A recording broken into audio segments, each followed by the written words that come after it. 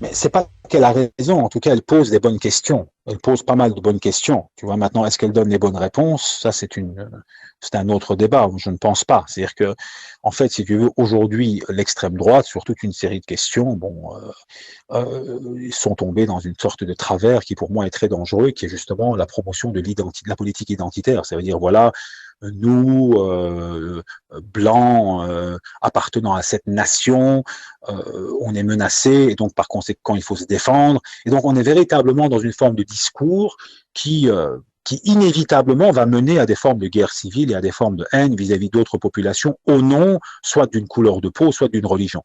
Et ça, par contre, cette politique-là, qui d'ailleurs existe aussi à gauche, attention, hein, la politique identitaire qui est promue par la gauche, arrive malheureusement à donner du grain à moudre à ce genre de personnage. C'est-à-dire qu'en fait, si tu veux, c'est un peu comme si les extrêmes s'alimentent les uns les autres. C'est-à-dire que la politique identitaire qui est promue par la gauche a pour réaction à la politique identitaire de droite qui est encore plus dangereuse puisqu'elle peut véritablement nous mener vers des formes de fascisme. Donc aujourd'hui, il ne faut pas être dans une logique où il faut dire ah l'extrême droite c'est le grand méchant loup. Non, l'extrême droite tient un discours, tu écoutes son discours, tu entends son discours, tu vois là où il y a une faille dans le discours et tu déconstruis le discours.